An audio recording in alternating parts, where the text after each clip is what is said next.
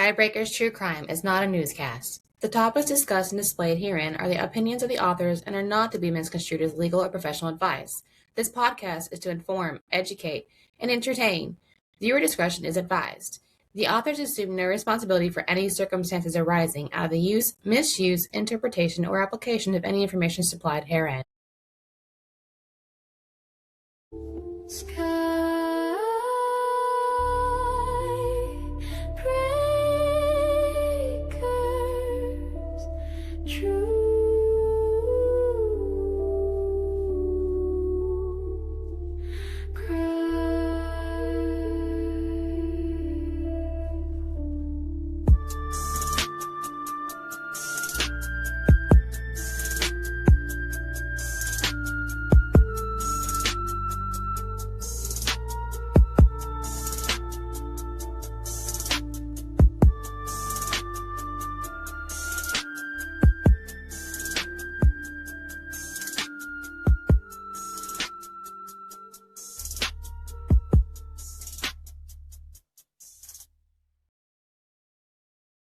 Welcome back to Skybreaker's True Crime. Today we're going to wrap up a little bit with North Carolina. I'm Sarah. I'm Harlow.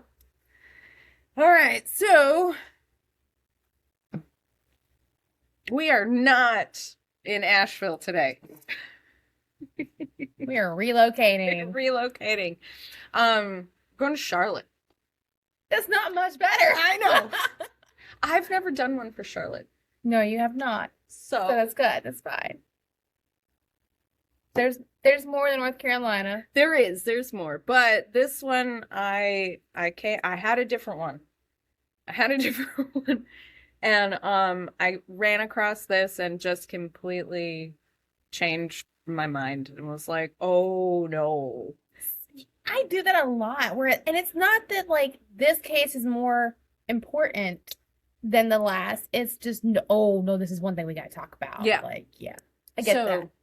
This one is crazy. So I'm going to introduce there are so many players in this that I'm going to present it a little bit differently. So I'm going to introduce you to some people and then we're going to kind of go from there. I'm going to try to hold my tongue too because I have a feeling like you're baiting me already and I have a feeling that I'm going to have to be like, just give me the tape. Right. Give me the tape. Okay, so we're going to start with Timothy Crumit. He was 52 years old and a pastor. Kimberly Cherry, it didn't really give her age. And then Michael Gretzinger, who was 38. And then Anastasia Meters, who was 29. So we have 4 people. Now we're going to go into a little storytelling here. So Timothy was a pastor, right? But he had some run-ins with law enforcement. So in September of 1989, he was charged with armed robbery. He served 8 years in prison before being a pastor, right? Before being a pastor. Okay. Yes, before being a pastor. Sorry, we're gonna get my foot. Oh, okay. And then in September of 2005, he was arrested for the murder of his business partner, Danny Day Johnson. He spent 5 years in jail, but was released because the case was dismissed. You know, I don't know if it was lack of evidence or they found somebody else. Didn't really go into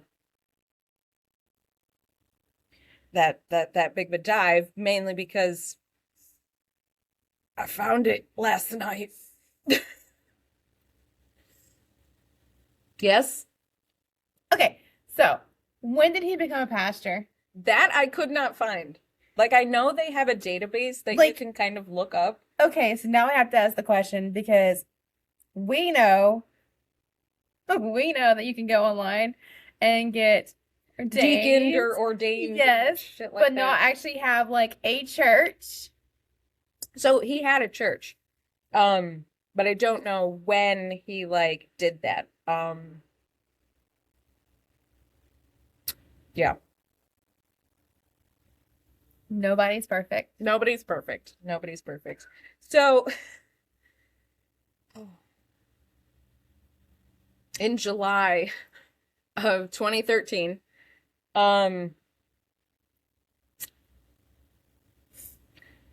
Timothy's home was broken into by a man named James Banks. And he had like broken into the garage and shot Timothy's wife, Sharon, in the head. And then so Timothy goes to like wrestle away the gun. He gets shot in the hand, and then he gets the gun and shoots James in the head. Okay, broken into, shoots the wife, struggles with Timothy. Mhm. who's Timothy gets shot in the hand. injured. Yeah, he gets shot in the hand. But he managed to get the gun away and shoot the dude. Well, The intruder. yeah, the intruder. Okay, James. okay. I'm with you. Okay. So that was in July of 2013. In December of 2013. All right, so 1989, 2005, Mm-hmm. 2013. Yes. Yes. Okay, timeline there. Yes. Okay. So in December of 2013, Timothy's house burns down. This guy was not liked. Like the Cosmos were like, no, fuck that one. Okay, I'm sorry.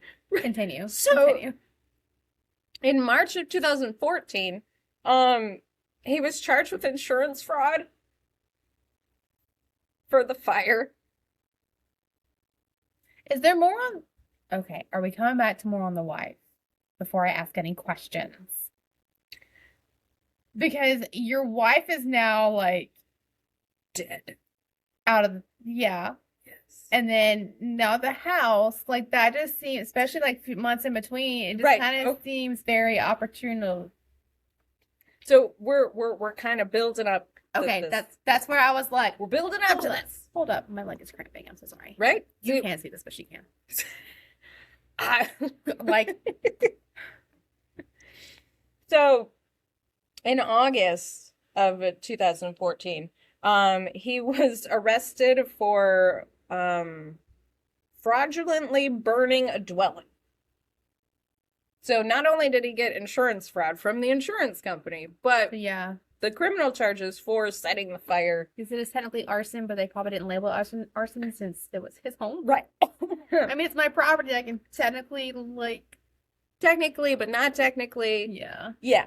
So, in December of 2015, he was convicted of the fraudulent burning of a dwelling. So in April of 2016, so Timothy was living with like an older woman, and he'd been living with her for assuming a year or so, or whenever, because it says that they had been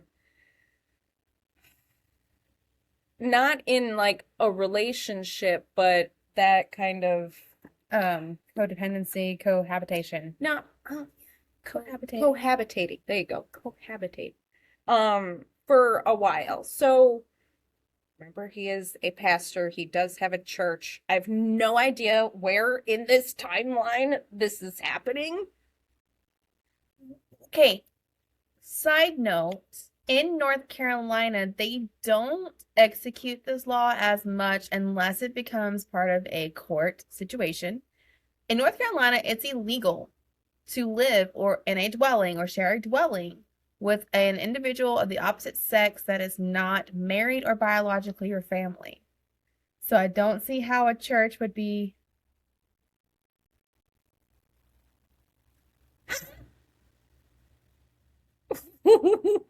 In North Carolina, it is illegal to live with someone of the opposite sex you are not married to or biologically related to. There's actually a law. I mean, a lot of people break that law, but that law is in place and it's only usually enforced. My reason for this is because as a pastor and he's living with someone that he supposedly is not in a relationship, whether he is or isn't, they're not married. So when you're a pastor or a deacon or whoever, there's certain standards. Yes. There's certain things that are frowned upon biblically. Okay, anyways. Anyway, so he became her power of attorney and the executor of her estate. How much older was she? That does not say. But she died in mysterious circumstances. Well, of course. So, also, somewhere in this timeline. She had no family? Apparently not. Okay. Otherwise, you would think that they'd be... Well, they can argue it, but I can't they would win it, but yeah. Argue it or be like, hey, he's... Well, brainwashing or doing crazy stuff. I don't know. It's really hard to prove that, and it's not uncommon for someone who's not your family by blood or marriage to get power of attorney over someone in that situation. Seen it happen. And you screw people all the time. People use that to screw people all the time. Well, yeah, of course. So somewhere in this timeline, there's a relationship with a woman named Kimberly Cherry. Yes, I think it is. First said it, my first initial reaction was, damn, is she a stripper? Yeah. Fairly so.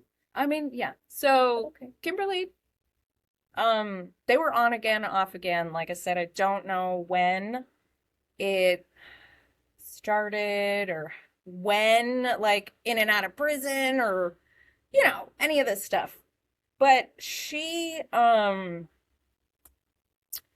of cut it off completely when she fell in love with Michael. Okay. Timothy, power of attorney over old lady unknown. Dating Kimberly. Kimberly dating Timberly. Falls in love with another man. All right. I'm so they're kind of off again. So it could have just in between been the off agains, or one of the reasons there was an off again, or maybe one of the reasons, or they were just kind of they'd grown. They I'll go to the open relationship. Where was I? Kimberly fell in love with Michael. Ah, yes. Okay, so Kimberly falls in love with Michael. And so she completely cuts it off with Timothy.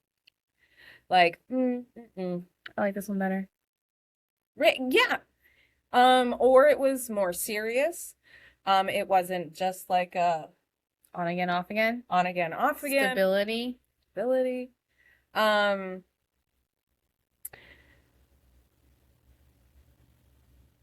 This is where dun dun dun it gets a little eerie pause, intense. So I don't know how long they were together, Kimberly and Michael. But remember, In So they didn't last. April, I'm not losing my pen again. So remember, in April of 2016, is when the old lady mysteriously dies, right? Right. Okay. So I'm assuming that it could be around this time when Kimberly meets Michael and starts like, you know, getting a little serious with him and kind of telling Timothy to kind of fuck off. Because in August of 2016, specifically August 5th, Kimberly and Michael were out on a date. They went back to Kimberly's house to pick up something. Different reports. One said they were picking up her phone, and then another one was just that they were picking up something. So it could have been like an overnight bag or something like run that. back real quick. Thing. This was kind of like early in the morning, so I don't know if it was like, oh no, let me grab my work clothes, or I didn't plan on staying out, but you know, kind of thing.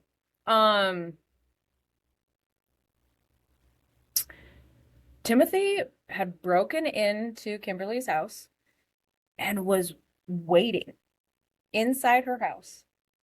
I don't know how long,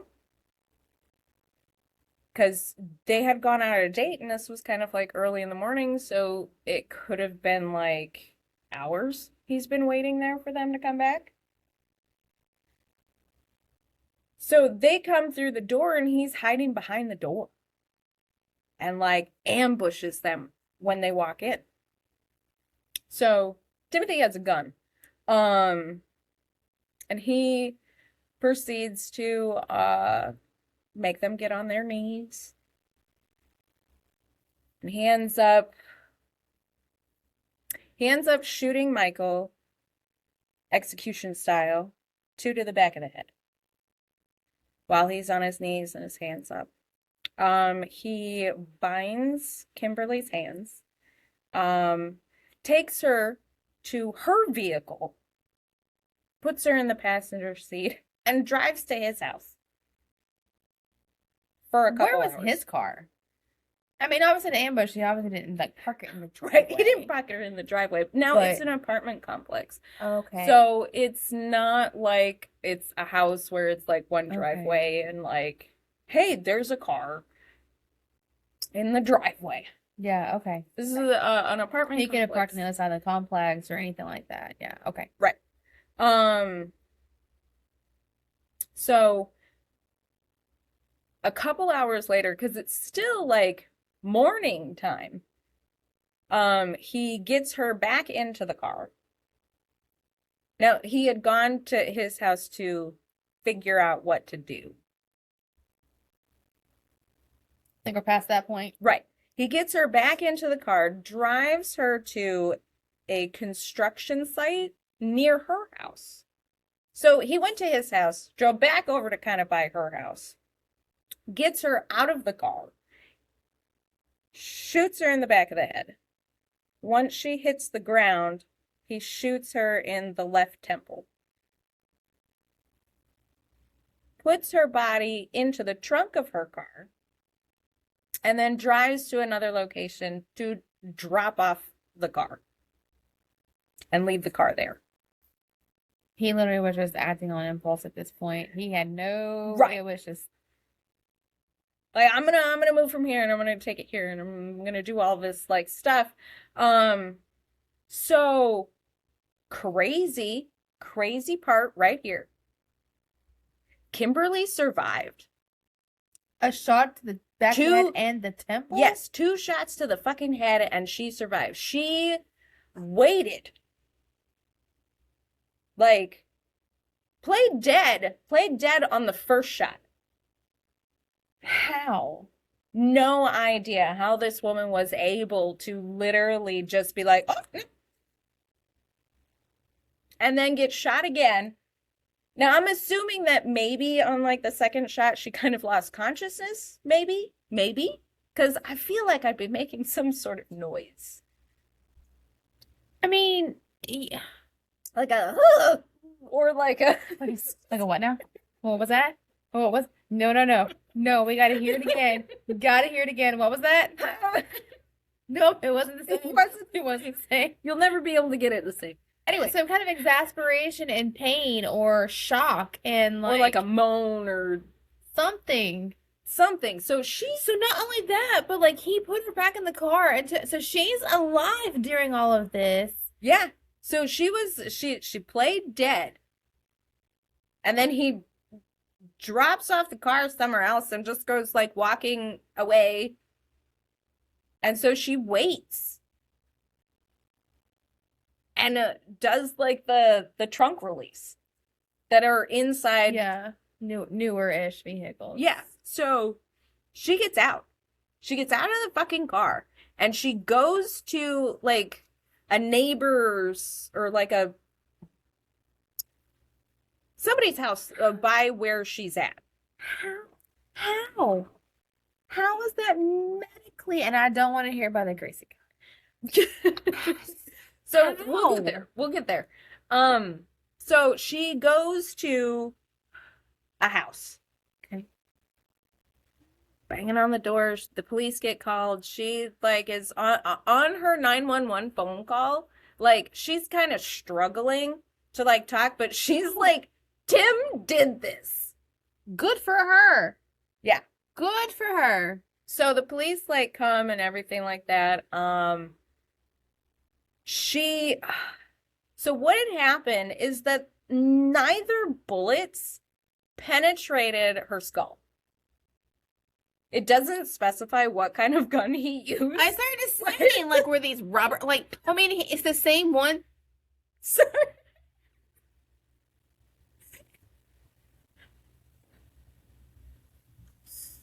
it's the same gun that he used on Michael? yeah. So it penetrated Michael. That sounded terrible. So, like,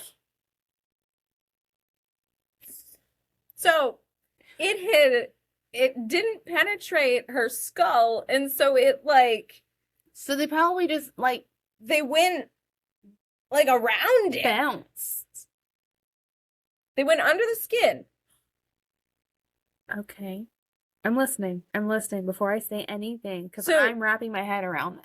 She did have like trouble speaking kind of after that. Wonder why. Yeah. But she was able to like testify and do all this shit. And of course he's all like, she's got it all wrong. She's got it all wrong. Her memory, blah blah blah. It wasn't Hi, Mr. me. Gaslighter. Someone come and get him. He's acting like a victim. So let's go back to Michael real quick. Okay. Okay, so Michael did end up passing away, but he passed away 10 days later. So he survived too, technically, up to a point. Up to a point. Now, I'm assuming because he did like succumb to his injuries, that they did penetrate his skull, but not enough to instantly kill him. Ooh. So I don't know if like when they went in, they did like a.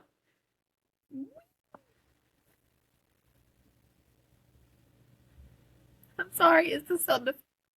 It's not funny what happened to him. It's the sound effects. It's the sound effects. No, like that's honestly. Okay. Clearly, Timothy's a psychopath. Timothy is. Okay, so continue before I ask questions. Right, so because we have more. I figured that's why I was like, hold on, because I know I can feel you're trying to get to what I'm getting ready to ask for, but I'm like, we need to get there already. Right, would you get there already? So she is able, yes, Kimberly is able to testify, and so Timothy is charged with first-degree murder, attempted murder, kidnapping. And I put this together, I'm going to pay you to kill her. Like, because why are you getting shot in the hand and she's getting in the head? And then. So she was the first one. I feel like that was. In the intrusion. She was like the first, like, oh shit, look, there's a person. Were they still investigating it when he set fire to his home? So, no, he had gotten, like, self-defense for that shit. And so everything got kind of like, okay, it's done. Because he was like, hey, the dude came in and shot my wife. I went and I tackled him. We're wrestling around for the gun. Gun goes off. I get hit in the hand. And then keep going. Gun goes off again. And what year was that? 2005? Shot him in the head. So DNA was still pretty. No, that was in 2013. 2013. 2005 was the business partner. That was crazy. So there's a freaking history. Like, yeah, no, there's a fucking history here, and like he absolutely should not have been just walking around. I forgot about the business partner, honestly. And being a preacher.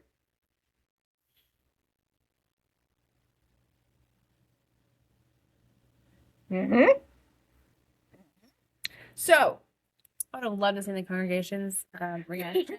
Being like, we've been led by a psycho man this whole time. So, it was a good cover up though.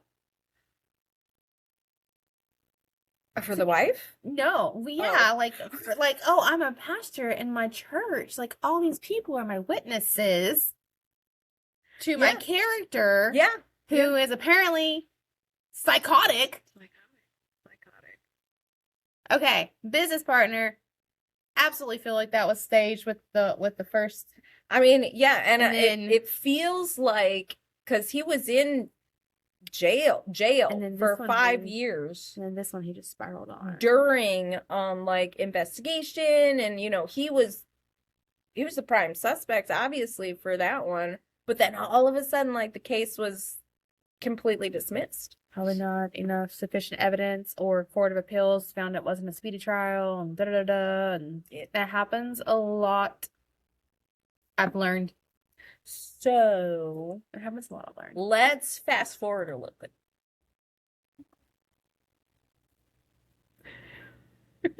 I told you this shit's fucked up. So we're fast forwarding a little bit in 2018 or 2019. 2018. Remains were found in a wooded area. And then in 2019, DNA identified this skeletal remains that were found. DNA came back to a Anastasia Star who went missing, who was last seen July 2016. Was reported missing by her family in August 2016. Guess who Anastasia is? Anastasia is Kimberly's daughter.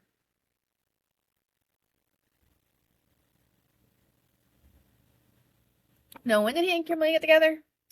Don't know. And Anastasia is her daughter. Mm-hmm. How old was she when? 29. Anastasia was 29 years old when she went missing.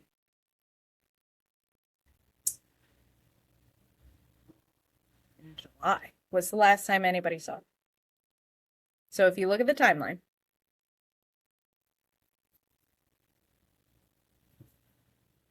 old lady mysteriously murdered, daughter goes missing, tries to kill new or ex-girlfriend and new boyfriend.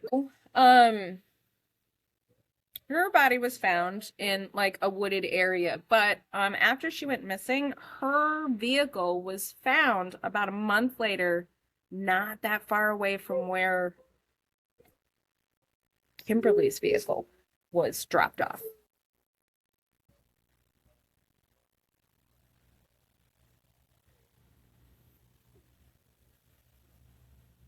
So he was like, an arrest warrant was like issued for him in prison while he's serving a life sentence, and he is being charged with her murder as well. She was also shot in the back of the head. Did it say anything about him having a relationship with Anastasia at all? No. Or like who her father? Well, obviously they weren't. He wasn't, because no. So she had to be from an existing. Her father was when they found her remains and she was actually identified. Her father gave a statement saying that, like, you know, this whoever killed my daughter needs to be tried, needs to be found guilty, needs to be put in prison, and all of this like kind of stuff, instead of kind of being like, oh, he needs to die. So at this point, he was like, now, did Kimberly have like, what was her social financial kind of status? Like, does it say anything about? Okay. It really doesn't give any kind of information about her, and it's probably because she's still alive. And she had gone through like this horrible like ordeal, and then finding out her daughter was missing, and or like. So I don't know who reported her missing. Like, obviously, mom just like was almost murdered. 2 bullets to the back of the head, or 1 to the back of the head, 1 to the temple, and all of this stuff is happening. I don't know who reported her missing, and I don't know like. If he wasn't like investigated for her missing. No. Okay. Like, you would think that coincidence would be like kind of, hey, red flag. Did he get anything out of the partner passing, like compensation for the business part? Like your business partner, did he take him out to own the business solely, or to get money, or it didn't say. It didn't even say what kind of business it was. Like, as being the power of attorney of the older lady, like, obviously you're getting her estate and her money if she had any. And the fraud. It's like, where's the motive in half of this other than getting compensation? So it makes me wonder if Kimberly has something that he wanted, and then he was like, oh, I'm losing her. She's got another person, like. Or it's just, I'm always getting my way, and what do you mean you're leaving? What do you mean you found somebody else? You're with somebody else. And then, like, taking out the daughter is another way of just, I know that sounds so callous, taking out the daughter, but you know what I mean. Right. Like this is someone else who has any kind of tie with you, because the old lady had no documented family. Not that I could find. Or not that would. But Kimberly did. Kimberly had documented family. Mm-hmm. I'm wrapping my head up. I'm trying to process. Can you see what's the There's, like, this dude was off his rocker. Oh, but does it have anything, like, during her relationship with him, other than on again, off again, which tells you there's already turmoil? Right, there's was already there any, like, violence or anything that stated, like, where it could be emotional or psychological, or... It did not state anything of, like, police reports or any kind of, like, domestic violence. It was just on again, off again. So I don't know, and we don't know when their relationship started. Like, his record here doesn't really leave like a lot of in between spaces for there to be kind of like a steady long-term relationship. Which, yeah, did she know about like some of these things, or did he lie about it? Did he have a record?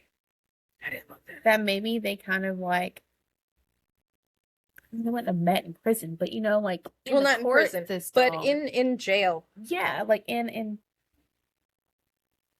anywho, any kind of like, what was that? Any kind of like where they would have. I mean, you can meet somewhere anywhere. Yeah, you can meet somebody anywhere. And remember, he's a pastor. Oh yeah, that's where they met.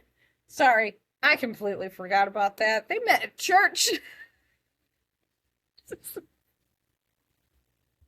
Okay, that was a key note. And I'm over here like, you're even with me trying to figure out where can we squeeze her in at. Like, wait a minute, where are we? Oh yeah, I have the. They met at church. I am gonna say, on again, off again relationships, just fucking cut it off. Fucking cut it off. Stop going back and forth. That is enough. If it's not working out the first time, and I understand there are the exceptional, like, this is just a really bad part of my life. Like, I'm super busy, like, schools and work and career chasing. Right. And, oh, you know what? Maybe I do want to try a relationship now. I can kind of see that. But when there's turmoil in a relationship where you're like, no, I need a break. Because if you need a break from me at any point in time, there's the door. Do not open it again. Right. I don't do that. Oh, you're going to sleep around, do whatever you want with somebody. Right. But, like, okay, so they met in church. It's a reasonable place to meet somebody. You would think. And I'm assuming that no one in the congregation really knew, because I do know some pastors who've had, like, some pretty, like, addictions and things in their past that they overcame. Yeah, you can turn their life around. Right. That's kind of like not like a heroic story, but kind of like the oh, look, I have overcome and I found God and religion, and look, I haven't met any person that's like, hey, I committed and murdered my business partner a few years back. Did some jail time for that. But wasn't actually convicted. Well, no. Was let go. It was still charged. It was still charged. You were still a person. But there was no conviction. Because they just had him in jail during the... who just keep getting away with doing shady, stupid things. So these hurting people. Yeah. So I don't know. How everybody, like, there are people, like the other episode where you're like, yeah, if I ran through that fucking light, I would have had a bunch of police officers on me. Yep. Like, but there are some people and a good handful of people that cannot get in trouble. Yeah. People that just keep getting, just like the case you had in the last episode where she just had like a mile-long record, and it's like, how do you keep getting away with this? Yeah. And now you've taken a life that did not deserve it. How many people have gotten hurt from this man? And it's just like, oh, so many. Oh. And I get it. I do understand in the sense of when you're in the court system, you're giving human beings that do not know you, that only seeing the evidence, are supposed to stay objective, blah, blah, blah. But we're human beings, and we're putting our lives and their situations in their hands. Right. And there's only so much that the law allows. Like, for example, with DV, they can't get involved and do an arrest until it's criminal. Yeah. But if they did more action on the civil end before it got to criminal, a lot more people may have been, rescued or salvaged or, some more help. Yeah. That's one of the things I do want to talk about eventually, not today. But, like, what can be done more outside of a DV protection order, because so many people do have them, and I do always encourage you to get it. How do these people keep getting away with it? Right. How do these people keep getting by with hurting people and breaking the law, and then you're like, oh, well, this terrible thing happened. What could, no one's like, what could we have done? What could have been done? Well, I don't know. Why did this happen? Maybe if it had kept him in a fucking cage, and I am an advocate for the death penalty on situations. Oh, yeah. Serial killers, rapists, pedophiles. You are wasting my tax dollars and space. Like, just take them out. Yeah. At that point, it's. I know I'm a callous person. I know that. I know. I'm a very. There are some things I'm very lenient and some things I'm very radical about. Yeah. Oh yeah. But I guarantee you, someone that was with possession of marijuana would have gotten more jail time than this motherfucker. Yeah, probably. I mean, up until the end. Up until the end. But that was only because she survived getting shot in the head twice and was able to be like, yo, he shot me. This was him. Yeah. At least, like, kudos on her too. To be like, no, I watched him kill my boyfriend. Yeah. And then he kidnapped me. He shot me, and God only knows what he did in the hours before he took her out and shot her. Right. It doesn't specify what had happened. Did he keep her tied up somewhere, or did he do stuff to her? Did he torture her? Did he, like, whether he doesn't have to be physical torture? You're right. And then to find out you killed my boyfriend, who, like, it wasn't like we went on one fucking date. It was, this is someone I can see building my life with. Right. And now you've taken that from me. You tried to take my life, and I'm sure she's got some kind of disability, like, inhibitant from being shot twice in the head. Like, girl, you a badass for walking around. Like, if you ever see this, just know that. And I'm proud of you for being able to, like, tell your story. Mm-hmm. But then to find out that your daughter, like, I don't understand how people who can cause so much fucking turmoil in another person's life can just be, Mm-hmm. I mean, they're not happy. They're not happy with themselves. They hate themselves so much, which is why they torture and they hurt other people. Right. And oh my God. And then the whole playing the victim. Yeah. It was so like, no. No one made that out happen. Fury. Like, are you fucking serious, dude? Like, I watched it. Like, oh no, shot me she doesn't know what she's talking about. And I guarantee you probably was like, well, she had these injuries. Then she can't remember right. I was there to save her, maybe. Oh my God. Oh my God. Shit.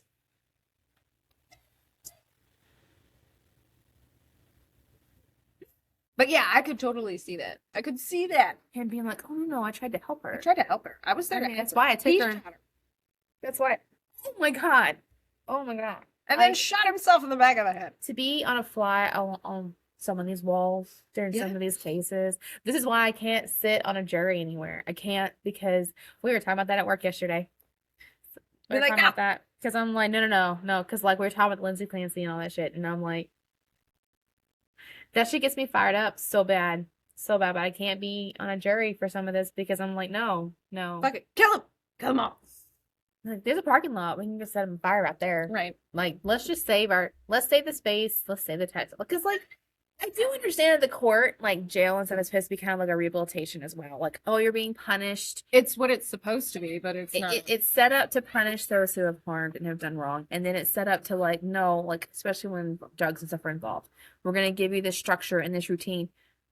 And then some of them still get out. Like, they're monsters. Some of these people are monsters when they go in. Mm-hmm. And all you do is put them to sleep for a little while. And you gave them, oh, they did so well inside. Of course they did. They did it. Right. It's an act. They're playing the... Sorry. No. That was wonderful. It's beautifully played. Beautiful. But they are. A lot of these offenders will, like, do what is necessary to get out. Okay, so, yes. He is in prison for life. And is on trial for the murder of her daughter, Anastasia. Yeah. Actually, I think he was convicted.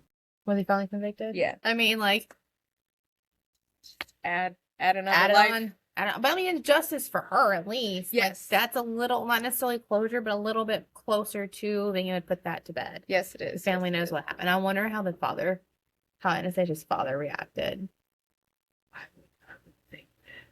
It's probably a good thing he wasn't dead. Yeah. Well, all went down. Yeah. Because I think it was her that, like, went missing first. Right. So, yes, this is all for my case. So now we're going to jump back to 1970. Okay. Oh, yeah, we're going back a little bit. Now, keep in mind, 1970s, the 1990s, intimate partner violence was not systematically reported. Of course not. That would be around, like, you know, the time where it was just, it's what happened. And we're going to go to Fort Bragg, North Carolina. And we will be doing a short segment in the future about Army relations and how much violence goes on through that. And it's going to be a little controversial, so I'm giving you a little heads up on that. It's not a hate thing. It's just, here's the data. Here's what happens. Here's why. Sometimes it's hard to swallow the truth, but sometimes it's truth is truth. Right. So Fort Bragg, February 17th, 1970. This case was actually made a book and a movie called The Fatal Vision. Have not read it, have not seen it yet. A lot of reasons why is because documentaries I can do because they give you the facts. However, like when it's made into a movie, they put so much modification to sell the movie to make the profit that they kind of go off the story.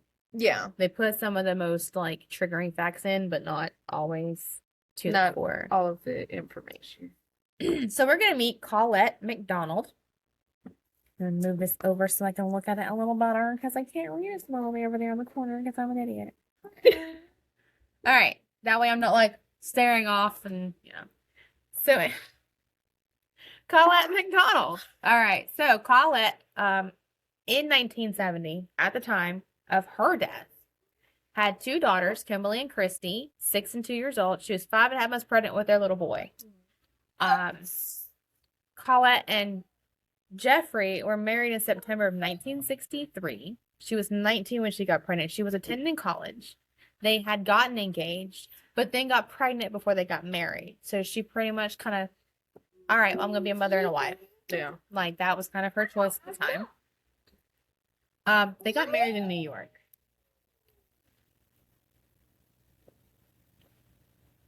So married in New York. They originally met in the 7th grade and had an on-again, off-again relationship throughout their school years. And then ended up together in college. Okay, little backstory there. Okay, so during the early years of their marriage, Jeffrey enlisted in the Army, where they were relocated to Fort Bragg in North Carolina. That's how they ended up here. He was away a lot during their early years because of training and deployments, and yeah, we all know how that goes. Like, they're in, they're out. It might be months, it might be years, depending on what branch they're in, what type of service. By the time they had got here and settled in 1969 in North Carolina, he had become a Green Beret and an Army surgeon with a medical degree from Harvard. Oh, shit. Yeah. Wow. Yeah. So he was actually acting as a captain. So February 17th, 1970. Jeffrey calls authorities reporting the intruders had entered his home. He claims it was a group of hippies. To this day, still claims a group of hippies entered their home. A group of hippies specifically, and I'm like, you're living in an Army base. But anyway, snuck onto the base. No, they snuck onto the base. Yeah, broke into his house. Yeah, a group of hippies specifically. So Colette and both the girls were deceased upon arrival of authorities with multiple severe stab wounds and evidence of being beaten. Jeffrey had some stab wounds as well, one almost piercing his lungs. Okay. No evidence of intruders. No evidence of intruders. Which further evidence, which of course this is 1970, so like DNA and evidence was not as technologically advanced as we are right now. Keep checking. I need to look at something. So evidence pointed to Jeffrey as a person of interest, right? So here's the timeline of this case. In 1970 is when the murder occurred, February 17th. In May of 1970. I think I know why the hippie thing happened. Why he said the hippies. Why? The Manson murders happened in 1969. You know, I didn't even make the connection. I didn't even make the connection. But you're on an Army base. You're trained, and you're trained as a medic, but you still have, like, the basic survival training of, like, combat. Well, yeah, you still have basic combat training because you have to, because when you're out in the field, you don't know what you're going to come across. Right. But in the sense of, like, why it was, oh, yeah, these hippies broke in my house. Conveniently timing gotcha. A year, right? This happened in 70, right? Yes. Okay, because in 69 is when the Manson murders happened. Yeah. Did not make that connection. This is why Harlow's here. So in May of 1970, the Army actually charged McDonald with all 3 counts of murder. So he went through federal. Yeah, no, this was like the, oh God, what is it called? There was a show about it. Oh my God. Judd. No. Fuck. There was a show about like all of like the military like charges and stuff. That's how it goes through. It goes to the army and not necessarily the federal government. In October of 1970, murder in February, charged in May. In October, the charges were dropped. MASH is not it. No, that's definitely not it. No. Okay. So they dropped the charges? Yes. So April of 1974, 4 years later, Colette's mother and her stepfather, who practically raised her, petitioned the federal court requesting that the grand jury had investigate the case. So, the first year after, they did not think that he did it. Well, her stepdad did not. There wasn't much from the mom, but her stepdad didn't think that he did the murders. But it was them hippies. But the stories did not align. What he was telling versus them, because he even told her stepfather, Jeffrey told her stepfather, that he hunted down one of the intruders and killed them. If you're gonna lie well. So that was like, oh. And then, like, the stepdad was like, something just doesn't add up. Like, he was looking into article. I got it in here somewhere. It's like 13 or 23 or something like that. He was looking into one of the transcripts from the case, from the court appeals. And he was like, the statements didn't work. Right. So that was red flag number 2. And, like, all this stuff was just like, the stepdad was like, no, I feel like this isn't over. This is not over. So, yeah. In January of 1975, in Raleigh, a federal grand jury indicted Jeffrey on 3 counts of murder. Okay. All right. So, once again, charged, dismissed, indicted. Okay. His trial didn't start until 1979. Jesus. So 4 years freaking later, they started the trial. It was 9 years after. Yes.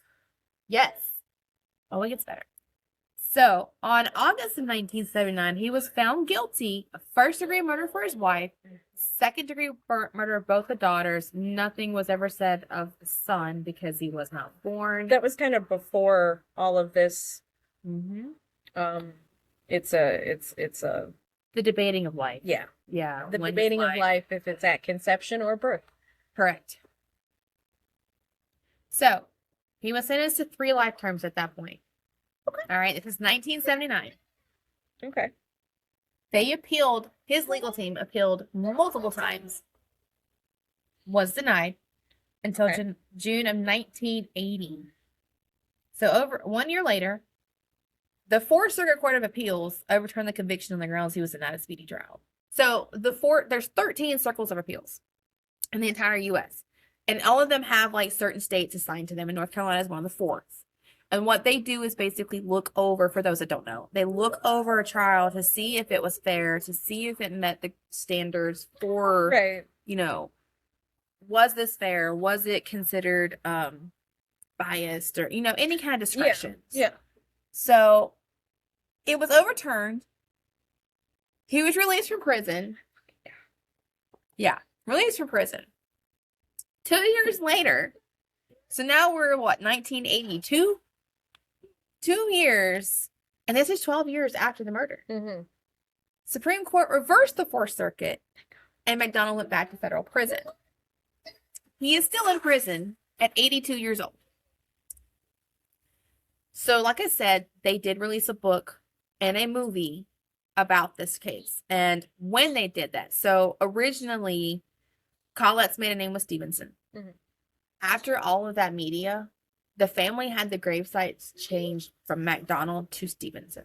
So they changed the names in the graves, which I felt was very... Yeah. No, you're not carrying this even after you're dead. You're not carrying that name. This is who you... I, hate that shit when it's, obituaries. I found a bunch of obituaries of, couples, murder, suicides that I've been doing, beginning. But it's how... They're right next to each other. One's up top, one's at the bottom. Yeah. And then some are buried next to each other. I would be so fucking pissed. I'd be so fucking pissed. So, like, I've debated my last name because my last name is from my ex-husband. The only reason I've kept it is because of my kid. And a lot of women, if you share children, will maintain that name. And that is the only reason. I really have debated, like, she and I have talked about, like, me just dropping that because I don't want the name. I love my daughter. It's the only reason that I have kept it. It has nothing to do with him. It has nothing to do with his family. Right. So, like, a lot of people I can understand being like, hey, no, I don't care how she died. I felt like that was, to me, that was very, okay. I know some people were kind of controversial on it. And also because people were going to the grave sites. Because of the book, because of the movie, people were going to the grave sites. So, I can kind of understand why the family felt obligated to be like, no. I think it would be fantastic to change the name. One, why carry the last name of the man that murdered you on your tombstone? And your children. And your children. And your children. Yeah. So let's get into the relationship. This is why, one of the reasons why I bring it up. Okay. So there are different types of abuse. Obviously, emotional, psychological, physical. This was not in any record a physically abusive relationship. Okay. However, again, we'll talk about Army relations in another episode. The Army's investigation was turning up new information about their marriage. So what seemed like a happy front. It's always on the outside, man. Don't the outside. Don't let some of these people on social media make you think, oh, they have everything together. Oh, they're so great. Why can't I have that? You don't know what happens when behind closed doors. Yeah. Because of deployments, because of the time spent training, because of some of the stuff that these that what they go through. Yes, what they witness, what they see. Was he deployed? Multiple times. He had multiple deployments throughout their marriage. Oh wait, hang on. What was happening? When was Nam? Hang on. Keep going. So it came up that he had at least 15 girlfriends in their marriage. 15 girlfriends. Now keep in mind, she was pregnant at a young age. She gave up college. In fact, when he murdered her and the children, she was back in college. When did it happen? February 1970. Okay. So the Vietnam War was 55 to 70. But he didn't start. Well, they were married then, so yeah, he could have been deployed in the war. He could have had, like, little ladies over there. Everywhere. Babies everywhere. Unaccounted for. But, yeah, okay. So he had like 15 different affairs. In fact, one of the women that was a secretary at the Army base that he was working at the time of her murder had admitted that she had intimate relationship with him before and after his wife's murder. Ooh. Before and after his wife and his daughters were murdered. Mm-hmm. Okay, so like the before affair, okay, totally, yeah, all right. But then like after, was it like when like they thought that he killed them, or was it during the hippie thing? Doesn't state. I mean, if it was during the hippie thing, even today, keep in mind, he is still in prison, incarcerated at 82 years old. Even today, he has yet to admit that he has done any of this, and he still sticks to the hippie story. He has never changed his statement. Never. That was like peak. Okay, August? Mm-hmm. August of 70 he killed him, right? February of 1970 is when he killed them. August of 69 was when they got married. No, the Manson brothers. They got married in 60. Anyways, so Colette's sister-in-law, Jeffrey's sister, admitted that Colette knew about all of the affairs. She was considering leaving him, which I don't think I would have made it through 15. She was considering leaving him, packing the kids, and going home to her parents, which keep in mind, she was 5.5 months pregnant. So, you had 2 kids that you've practically raised by yourself when your husband's on deployment. Right. You're living on a base. You're, all this is being thrown in your face. And if she knew about it, the secretary, everybody, I'm sure more people knew. She probably felt very, very foolish. Yeah, giving up everything. Mm-hmm. And then being like, 15. Quitting college, leaving your life in New York. coming down here for your husband, like living on base, living that life. They're deployed, they're busy, like the it's a schedules are really crazy. hard thing to be an army wife. Like, it is very hard. It's very difficult. Yeah. It is. It's a lot, and it's not for everybody. So she had called her mother to inform her of the situation and what's going on and was wanting to bring the girls home. And the mom didn't have any kind of like, oh, hey, she just called me and said, hey, we're coming home. And then how long later was she fucking murdered? This call was 2 days before their death. And mom was like, oh, it can't be. It must be those hippies. Well, no. Stepdad was the one that didn't have. Oh, they didn't have anything from the mother that stated whether she believed him or not. The stepfather was like, no, I think that he's innocent for the first year. And then all of these and then all of a things were sudden coming up, and like things were the statements were inconsistent. The details were inconsistent. She didn't tell dad yet. She didn't tell stepdad yet, maybe. I'm sure she did. I'm sure she I would don't have been know. like, hey, Colette and the girls might come and stay with us for a while, or 2 days. Like, there isn't like a grace period. We don't know what day it happened. Mhm. He was probably working. This is in the 70s. So yeah, mom's at home. Yep. Mom's at home. We don't know when dad came home or anything like that. We don't know if it was on a fucking weekend. Wait. And her stepfather did raise her. Like, they had a good relationship. Right. So it could have been like, I'll tell him over the weekend or something like that. And then 2 days later. So maybe that's why dad all of a sudden like was like, oh no, he's innocent. It must be these hippies. And it was a crazy thing happening with, which was a good cover up. Yeah. It was a good cover up. And I'm sure he sold it. Oh, I'm sure he sold it. I'm sure. And then the stab wounds to himself. Yeah. So, or she did kind of like Defend. She did get maybe a hold of like the knife one time and just defended him. And then defended herself and her children. Got overpowered and. I mean, yeah, she's 5.5 months pregnant, and she's looking at her 2 children, like 6 and 2 years old. She's looking at her little children. So she's trying to fight for herself, and she's trying to fight for them, and being blindsided, I'm sure, by all of it. So keep in mind, so the state of cheating and having an affair and like going out and finding because you're unhappy or there's something in the void in your relationship or in yourself, that can damage a person's psyche. Especially when she's home alone raising these children and like, hey, I'm trying to be your wife. I'm trying to do for you and for the kids and I'm maintaining the home. It's a lot. Right. It's a lot. And the idea of, well, I'm not enough for you when you are. So I get this a lot. Cheating is very common. People don't have enough respect for their relationships or for other people to be like, this isn't making me happy. They want to walk away. They want the cake. They want to eat it too. And they want one baking half the time. Like they want more because they're so unsettled with themselves, which is one of the reasons people cheat is because if your relationship is so bad that you got to find attention somewhere else, then you need to end the relationship.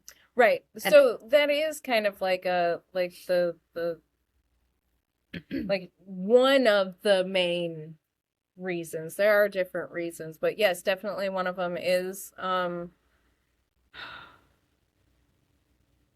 you're unhappy, but you don't have the balls to like end.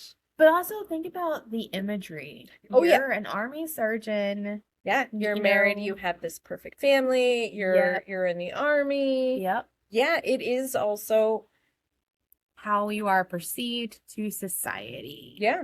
And I'm wondering if maybe that was like because her like being like, hey, I wonder if she said, I'm leaving, I can't do this anymore.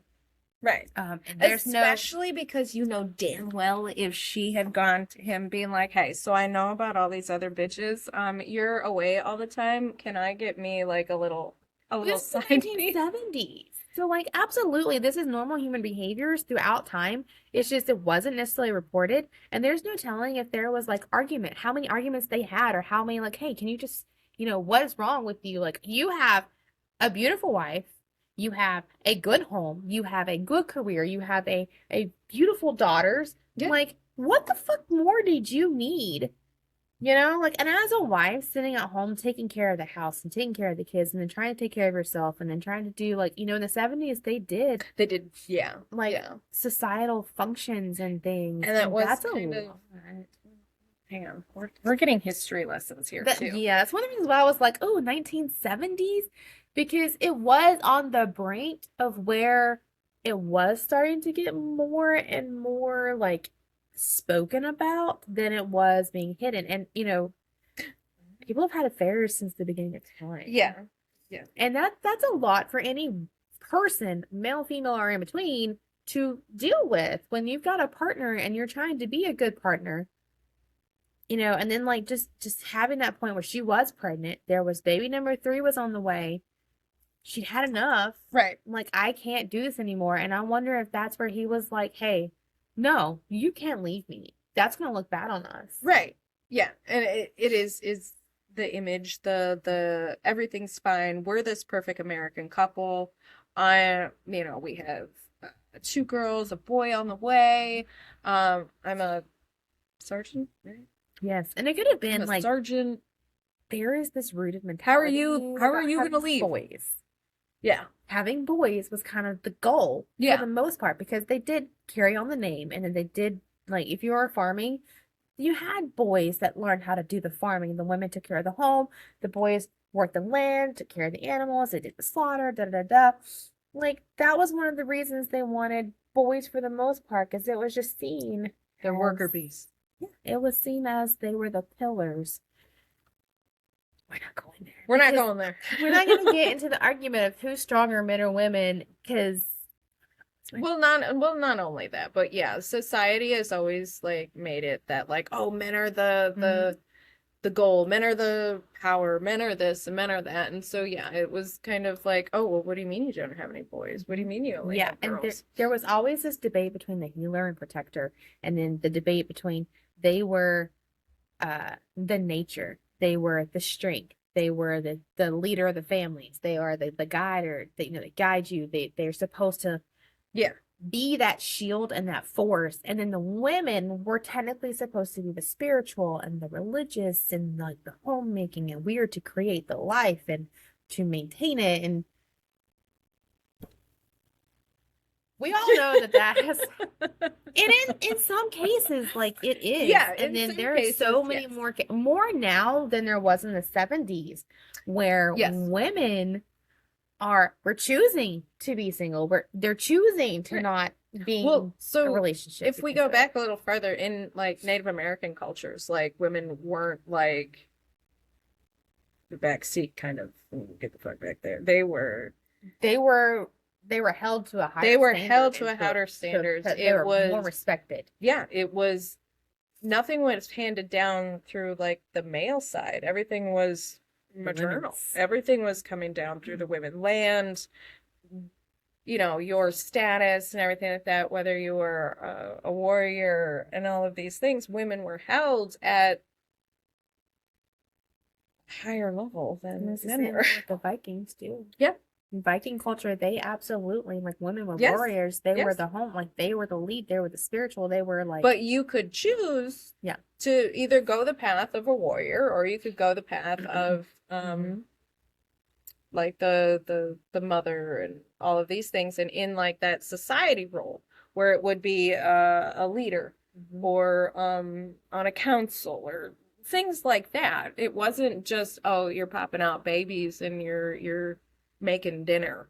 Like, that wasn't, like, you had to maintain the home. And there was, even in like outside of those cultures, there was the wife was the homemaker. She had the children, she maintained the home, she maintained, the men worked the land and they went to war, and our society has changed so dramatically. And say it. So there was a study, I found a study about like an anthropology study, about like really looking into like the way like women's bones like were, and how they they're the gatherers and all this other shit, but it's like no, they really weren't. they were out there hunting too.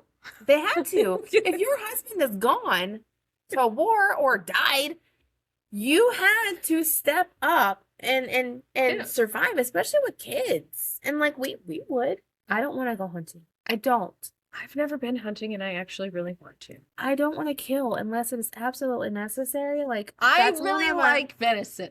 I do too. But like if I can go get it from somebody else who already chopped it and did all the icky stuff with it, then I absolutely will. Now, if it comes down to, we are back in those times where we have to go hunt and spirit and or gun or whatever. And I don't know how you are on guns, but like if we had to, absolutely, if I gotta feed my kids, I'm gonna do the damn thing. But trial by error on like what is it? Dressing the deer. Available. If someone else has already done the guts and the stripping and all that, right? So. Thank you. Yeah. We totally got off track on that one. But yes, so we always. But it like there is such a psychological hit when your partner cheats on you, especially when you are trying so hard to hold everything together. And then you have to also worry about like one of my biggest things, not only the emotional toll, but your health, because there's so much shit that you can bring home that you can't bleach off. Yeah. And especially during like the early 70s, like there was still that 60s movement of peace and love and a lot of love was going around. A lot of love. And him being overseas and being deployed. Mm-hmm. And of course, like, if he's doing it here. Oh, God. Yeah.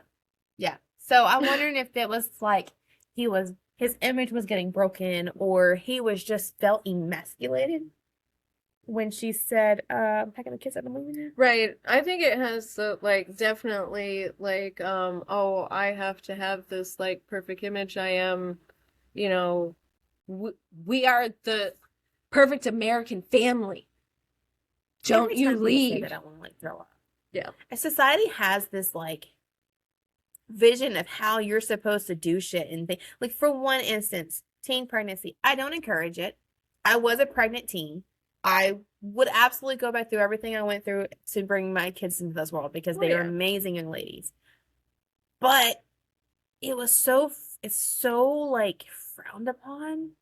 I even had teachers who were not afraid to shame me. And then, you look at it, and even my own aunts, from their generations from before, married at 14, children at 15. You were doing it early. There was because of the lifespans. Yeah.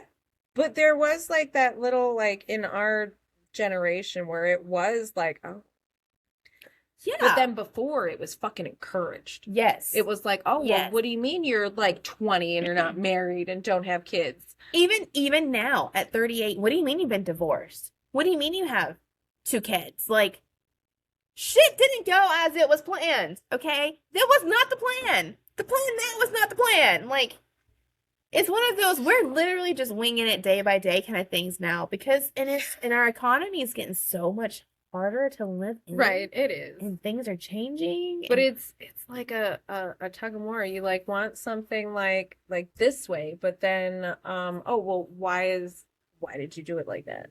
It was okay, well, make up your fucking mind. Mm-hmm. And things aren't as available. Education is not available. No, we are drifting back. We are drifting back. There was that, hey, education, mm-hmm. But before that, it was no, what do you mean? No, you're not going to school. You're getting pregnant and gonna be taking care of these babies for your husband. And now all of a sudden it's getting like that too. And then it was there was even a point in time in society where women were not allowed to be educated. No, they weren't allowed to go to college. I mean, not in the 70s. That was way beforehand. Huh? It's because they're afraid of what we can do. Oh, because women are amazing. There is nothing in that. But that was It was the hope. It was the hope. It was the hope. But yeah,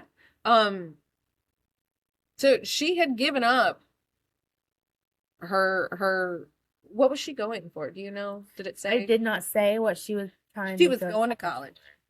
She was going to college in the late 60s. Mm-hmm. Yeah. So with 3 kids. 2 with 1 boy. Well, it was before the kids when she was in college when they met, but she was in college when he murdered her. She had gone back to school. She had gone back to school. She had gone back to school. So they were they knew each other from a young age, 7th grade, on and off again throughout, their years. Met again in college. She was in college. She quit to be a mother, and which is common. Quit to be a mother and a wife. Yeah. And then focus on the family, and then was like, oh, okay, well, I'm gonna go back. She went back to school. And then, okay, 3rd baby on the way. So there's just so... No, that was definitely... It's tragic, and it's not one of those violent... I mean, it was violent because his dad multiple times. There wasn't one of those, oh my God, how could he have done this? But you see what I'm saying? It's not as outrageous because there was no documented violence. Right, violence or anything like that. But just... that mental straw. Unless it was kind of just... Well, what do you mean I can't do what I want to do? And you're going to leave. Yeah. Because he'd been doing the affairs for so long. And right. And that it was just kind of hey, whatever. And do we know if, she had found out through other people, or was she being told? There's no telling. I mean, you're talking about the 70s. There wasn't Facebook. Right. There wasn't, TikTok and all this extra social media where it was so easy. Right. And she wasn't... Easy to find somebody. And get away with she it. didn't have a job, so it's not like she really could afford paying a PI. Right. I mean, so unless he was coming home drunk as fuck, just covered in hickeys or lipstick or something like that, then it's possible. He was having a thing with the secretary on base at the time too, so it could have been that, hey, hell, the sister could have found out, or he was hey, yeah, no, I'm doing this, and he's doing his own thing, doing my thing. You're there. You're not going anywhere. Right. You're, I got her at home taking care of everything, and then I have that image. Yeah. And I can do whatever I want. And then all of a sudden she starts going back to school, and it's wait a minute. Mm-hmm. Why are you trying to go back to school? Yeah. There had to have been some sort of control. It just was not documented. And then 2 days before, she called Mom up, being hey, me and the babies are coming home. Yep. We're leaving. And there's no, it did say that she told her mom the situation. And it could have just been she could have played it out without that information. It could have been, hey, we're going to come see you for a couple of days. I mean, it could have just been, she may have not even told him that she was leaving. It could have been, she packed up and was I'm going to go visit my mom and my dad for a couple of days. And he was no, it's not a good time. And she's no, we're going. Right. And with her being so far along into her 3rd pregnancy with the son, that he snapped and was you're not going anywhere. Now, obviously there wouldn't be a lot of documentation back then about any kind of PTSD or anything like that. It was unspoken. Right. So we don't know if there was some PTSD or shell shock or anything like that. So it could have been a combination of all of the above. Mm-hmm. But it made history. I feel maybe after, yeah. If it's documentaries, I'll watch them. If it's hey, I really want the truth. But they do put that modern day spin to sell. Well, yeah, of course they do. And we do 20, 30-minute clips of these cases. They're trying to make it last an hour and 2 hours. Right. Most of our hour is edited. And then you've got the introduction to this and stuff. So it's kind of what can we do to make this interesting? Right. To keep everyone wants to watch I like documentaries, and there's one of the things that was actually discussed this week. Yes, we are sharing these facts and these statistics and these horrible stories to bring light to the what ifs and the maybe this and the maybe that and the possibilities and the tragedies. But we're not those, how documentaries and these true crime cases, they have the slow dramatic effects because they want to lure you in. We do that enough. You beat me enough. I do. I do. But it's like, I don't want to, we want to add some personality to it. Yeah. And there's plenty of personalities between the two of us. So make that work. So many. But yeah, it's not. People are so instant satisfaction these days, and they want to be pulled in. They don't really give a shit about the facts and the truths and the details. They want just a good story. It looks okay, or yeah. I, for one, don't like watching TV shows without good-looking people in it. If I'm like this person, and there are some people who I'm like, oh, this person has a very dry personality. I can't watch a movie with them, or they have the same personality in every movie. Oh my God. God. As every character they are, their faces, their tones, their pitches. I'm like, Johnny Depp is fucking amazing. Like, you got people like him who you can put in a role, and he grabs a character and just embraces them, and then you got people like Kristen Stewart, who I'm like, does their face ever change? Same character, same person. Yeah. Actually, so there was one movie that like she did like absolutely amazing in, but she was a child. She did do the one where she did the Charlie's Angels, the most recent Charlie's Angels. She did kind of change up her vibe a bit in that, and I was like, oh, good for you. But like everything else I see her in, I'm like, did you ever watch Panic Room? Once, like a very long time ago. But she actually did really good in that, but she was young, and then after that, it just it's like, well, anyways. But you see what I'm saying? Like, people want to be sucked in and drawn in. They don't care much about the details, about facts or details or anything like that. Yes. We do get off topical. We do. Jesus. I'm gonna try to watch the hell is it called again? Fatal Vision. Who do they have playing? Well, this is like in the 80s when they made the movie. So 80s, 90s when I made the movie. So I do not know. I didn't look that up. Right. Oh my God, it's 84. Hey. You're right. You're not. I actually really like movies from the 80s.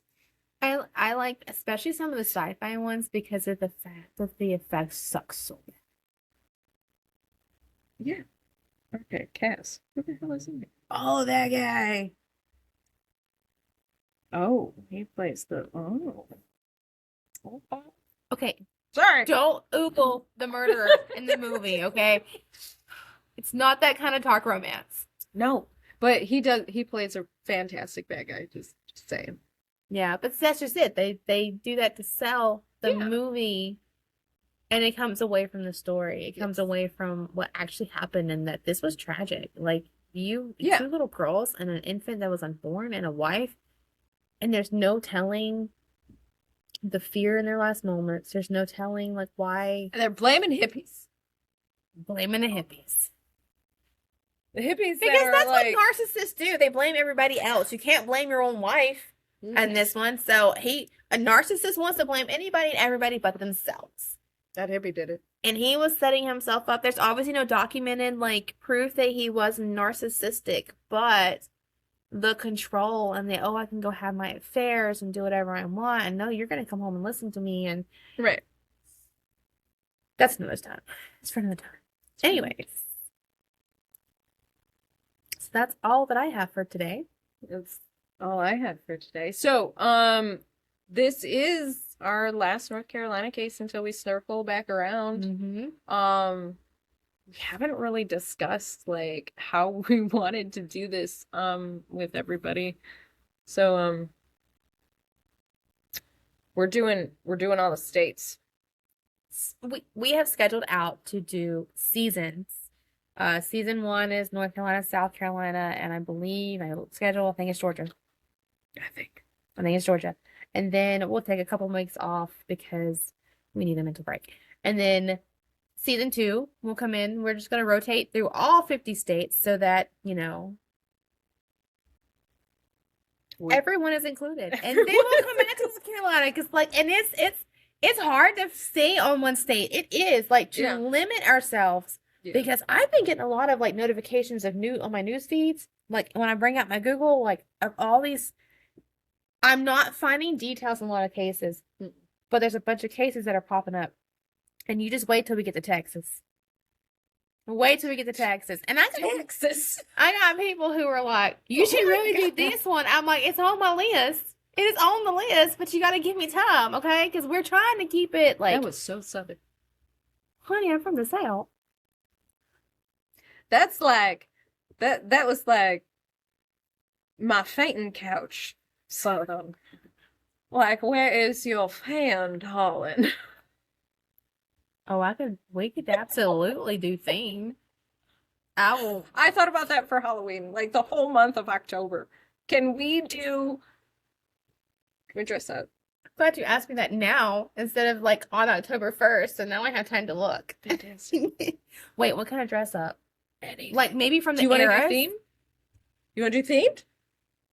Oh. You know, like if we have one from the back. Oh, we need to talk about this. We're gonna talk about this off air. We need to chat. So, if you have not already followed our Facebook, please go look us up at Skybreaker. And do the friend request because we somehow couldn't. So Facebook has it. You can only send so many requests at one time, and then they flag you for stalking. Understandable. They don't want you to spam people, and I understand that. I have not added all of my friends on my personal page because not everyone wants to be involved with it, and I'm not gonna push or press anybody. Like honestly, we enjoy doing it and we like talking about it, and it is coming more and more to light this day and age and intimate partner violence. And I've actually had people kind of reach out and be like, wow, like I never really thought about it, but yeah, I kind of experienced that myself. And that happens a lot where you're kind of blindsided by it. Like you have friends that are like, if you do have a friend you feel is being in a toxic or a abusive relationship, by all means reach out to them safely reach out to them. Check in on your friends, check in on your family. I tried going through my friends list too, but then it told me that I flagged you for spamming. Yeah. One of my best friends I sent a request to was like, hey, your friend sent me a Facebook request over the weekend and I denied it. And I'm like, that was me. I had somebody call me the other day too. And he was all like, oh my God, I'm like, really proud that you did this. And then was all like, yeah, your friend sent me a friend request. And I was like, oh no, that is me. I sent you the friend request. I don't go through your friend request list. I don't go through your friend list. I'm like, no, that's kind of creepy.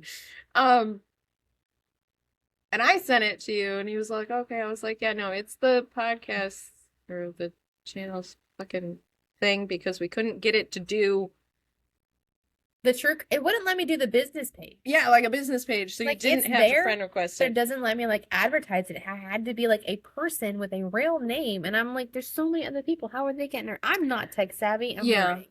I'm trying. If you're tech savvy, like hit us up and let us know. So you can also email us at skybreakerstc121722@gmail.com. Yes. And you can send a message on Facebook too at Skybreaker. Or follow us on our YouTube channel. So I'm Sarah. I'm Harlow. And until the sun dies, shadow the skies.